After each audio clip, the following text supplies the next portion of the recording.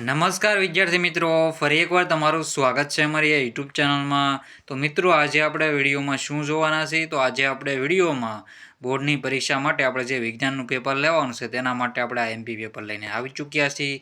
સમય રહેશે 3 કલાક, કુલ ગુણ રહેશે 80. તો સાહિત્ય તમારે પૂરેપૂરું પેપર સોલ્યુશન જોવાનું રહેશે. ચેનલમાં નવા હોય તો ચેનલને સબસ્ક્રાઈબ કરવાનું ભૂલતા નહીં. વિજ્ઞાનનું પેપર છે એ સારું એવું આપણે બની રહેશે. તો પૂરેપૂરું સોલ્યુશન સાથે છે, તો તમે સોલ્યુશન જોઈજો, અંત સુધી વિડીયો પૂરેપૂરો જોઈજો. તો આપણે જોઈએ તો વિભાગ એ છે. પ્રશ્ન ક્રમ 1 થી 24ના જવાબ સૂચના મુજબ તમારે કરવાના છે. તો પહેલું છે એમાં નીચે આપેલા વિધાનો માટે તેમની નીચે આપેલ વિકલ્પોમાંથી સાચો વિકલ્પ પસંદ કરીને તમારે જવાબ લખવાનો રહેશે. તો એમાં પહેલું છે, એક દ્રાવણ લાલ લિટમસને ભૂરું બનાવે છે તો તેની પીએસ હશે. તો શું છે? એક દ્રાવણ છે લિટમસને ભૂરું બનાવે છે, લાલ લિટમસને, તો એની પીએસ કેટલી છે? તો 10 પીએસ હશે. શું કામ? તેમાં આપણો જવાબ એવી રીતે છે, લાલ, તો 2 લા ભૂ એટલે શું? એટલે કે બેઝ લાલ ને ભૂરું બનાવે છે એ ભૂલા. તેમાં શું જવાબ રહેશે?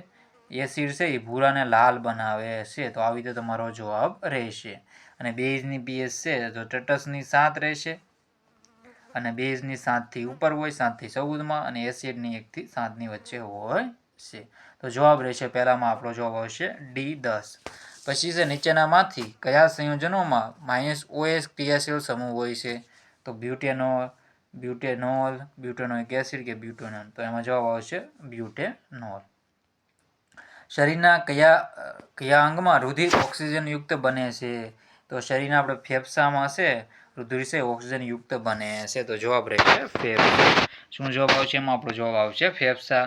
પછી ચોથા નંબરનો ક્વેશ્ચન છે, એક વિદ્યુત બલ્બનું રેટિંગ 220 વોલ્ટ આપણે વોલ્ટથી 100 વોટ છે. જ્યારે તેને 110 વોટ પર વાપરવામાં આવે ત્યારે વપરાતો પાવર, તેમાં આપણો જવાબ આવશે 25 વોટ જવાબ આવશે. 5મા નંબરનું છે, ગુરુદ્રષ્ટિની ખામી ધરાવતી વ્યક્તિ કયા લેન્સના ચશ્મા પહેરતી હશે? તો ગુરુદ્રષ્ટિની ખામી ધરાવતી વ્યક્તિ કયા લેન્સના ચશ્મા પહેરતી હશે? તો બહિગોળ લેન્સના ચશ્મા પહેરતી હશે.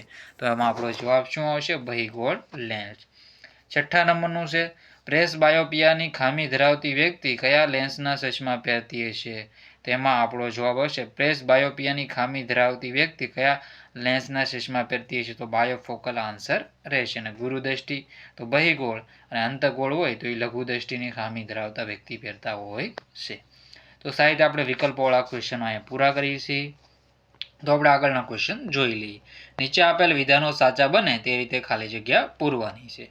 તો 7મા નંબરનું છે, C2H4 એ ખાલી જગ્યા પ્રકારનું હાઇડ્રોકાર્બન સંયોજન છે. તો અસંતૃપ્ત પ્રકારનું હાઇડ્રોકાર્બન છે, તો અસંતૃપ આવશે આમાં જવાબ. પછી 8મા નંબરનું છે, એક વાહક તારમાંથી 2A વિદ્યુત પ્રવાહ એટલે કે 2 એમીટર આપણે જોઈએ તો વિદ્યુત પ્રવાહ એમ્પિયર, 2 એમ્પિયર છે એમીટર વિદ્યુત પ્રવાહ માપવા માટે એમ્પિયર એનો એકમ છે. 2 એમ્પિયર વિદ્યુત પ્રવાહ 1 મિનિટમાંથી સુધી પસાર થાય તો આ તારમાંથી ખાલી જગ્યા વિદ્યુતભાર પસાર થશે. તો 120 કોલમ આપણે જવાબ આવશે. 120 C એટલે કુલમ. પછી છે રુધિરની સાપેક્ષે લસિકા છે એમાં આપણે જોઈએ તો ઓછા પ્રમાણમાં પ્રોટીન હોય છે. કેવું હોય છે?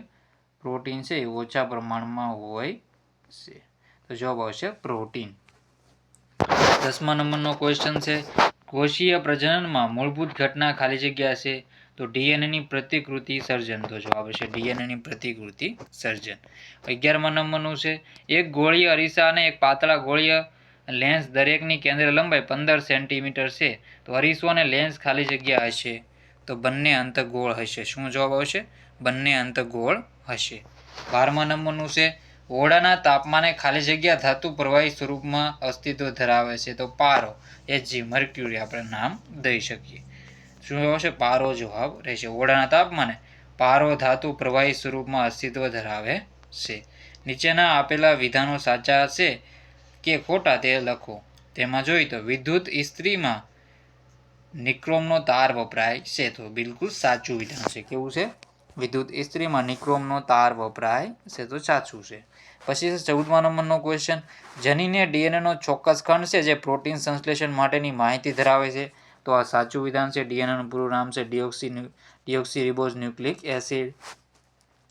કૃત્રિમ ડીએનએની શોધ હરગોવિંદ ખુરાના દ્વારા કરવામાં આવી હતી. જે ઇન્ડિયન હતા આપણે જોઈએ તો.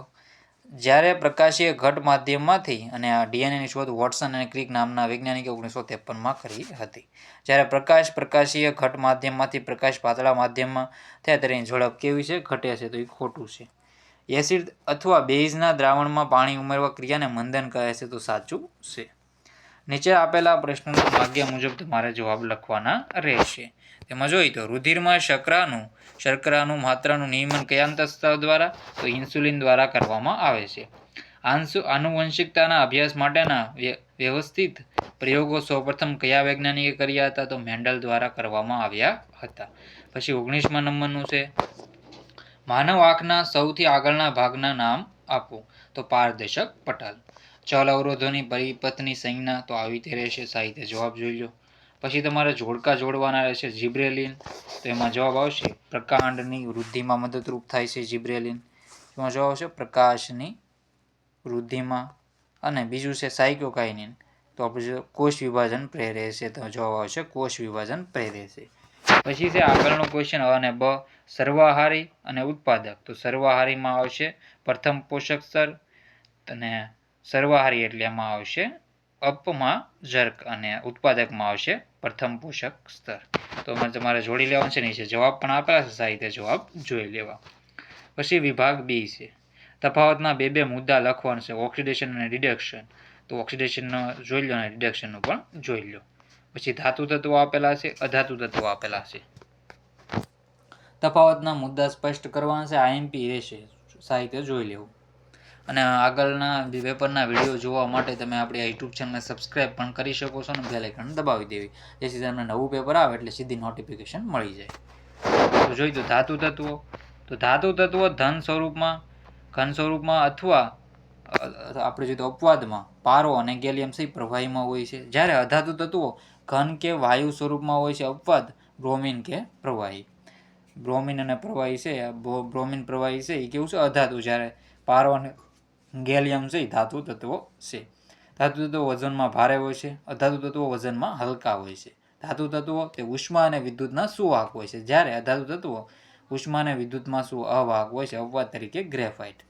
તે ચળકાર ધરાવે છે. તે ચળકાર ધરાવતા નથી. અપવાદ તરીકે આપણે આયોડિન લઈએ છીએ. તે સામાન્ય રીતે ઊંચું ગલનબિંદુ ધરાવે છે. જ્યારે અધાતુ તત્વો સામાન્ય રીતે નીચું ગલનબિંદુ ધરાવે છે. ધાતુ તત્વો કેટલીક ધાતુઓ રણકાર ઉત્પન્ન કરે છે. જ્યારે અધાતુ તત્વો રણકાર ઉત્પન્ન કરતી નથી. પછી 27મા નંબરનું છે વનસ્પતિઓમાં ઉત્સર્જન સમજાવો. વનસ્પતિઓમાં પ્રકાશ સંશ્લેષણ ક્રિયા દરમિયાન નકામી નિપજ તરીકે ઉદ્ભવતો O2 વાતાવરણમાં સીધો મુક્ત કરાય છે. વનસ્પતિઓ બાષ્પોત્સર્જનની ક્રિયાઓમાં વધારાના પાણીને વાયુરંધ્ર દ્વારા મુક્ત કરે છે. કેટલીકવાર વનસ્પતિઓ નકામા ઉત્સર્જક પદાર્થોને પર્ણોમાં સંગ્રહ કરે છે. છેવટે આ પર્ણો ખરી પડે છે. સાહિત્ય તમારેનો જવાબ જોઈ લેવો. પછી છે કિશોરાવસ્થા દરમિયાન છોકરા અને છોકરીઓમાં થતા સામાન્ય ફેરફારો. પછી છે લિંગ પ્રજનન માટે બે સજીવો વચ્ચે જનનકોષોનું સ્થળાંતર કેવી રીતે થાય છે. પછી વૈજ્ઞાનિક કારણો આપવાનું છે. ભયદર્શક સિગ્નલો પ્રકાશનો રંગ લાલ રાખવામાં આવે છે. એનું કારણ છે લાલ રંગના પ્રકાશની તરંગ લંબાઈ વધુ હોવાથી ધુમ્મસ અથવા ધુમાડાની હાજરીમાં બીજા રંગની સાપેક્ષે તેનું ઓછું પ્રકીર્ણન થાય છે. એટલા માટે આપણે જોઈએ લાલ રંગ. વાહકનો અવરોધ કઈ બાબત પર આધાર રાખે છે. તો વાહકની લંબાઈ, વાહકના આડછેદનું ક્ષેત્રફળ, વાહકના દ્રવ્યની જાત, વાહકનું તાપમાન. પછી તે વિદ્યુત બલ્બના ફિલામેન્ટ બનાવવા માટે ટંગસ્ટનનો જ ઉપયોગ કેમ થાય છે. ઘરેલું વિદ્યુત પરિપથમાં ઓવરલોડિંગ માટે જવાબદાર પરિબળો જણાવો. તો આના જવાબ સાહિત્ય જોઈ લો.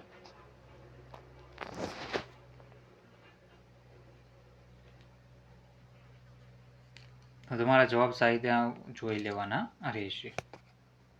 પછી છે તમે કચરાની નિકાલની સમસ્યાને ઓછી કરવામાં શું યોગદાન આપી શકો. નિર્સન તંત્રના ઘટકો સમજાવો. તો જવાબ સાહિત્ય તમારે પોઝ કરીને વાંચી લેવું. તફાવત આપવાનો છે સ્વયંપોષી પોષણ અને વિષમપોષી પોષણનું. તો સાહિત્ય જોઈ લો અને વિદ્યુત પરિવર્તન ઉપકરણો સામાન્ય રીતે વપરાતા બે સુરક્ષા ઉપયોગોના નામ લખો. તો ફ્યુઝ અને અર્થિંગ વાયર છે. યોગ્ય અર્થિંગ વાયર વાપરવાની વાત છે બધી. તો સાહિત્ય તમે જવાબ જોઈ શકો. તો મિત્રો વિભાગ સી અને વિભાગ ડી છે આપણે પાર્ટ 2 માં સોલ્યુશન કરાવીશું. તો પાર્ટ 2 માટે ચેનલને તમે સબસ્ક્રાઇબ કરી લેજો. તો મિત્રો વિડીયોનો એન્ડ કરીએ છીએ. જય હિન્દ, જય ભારત.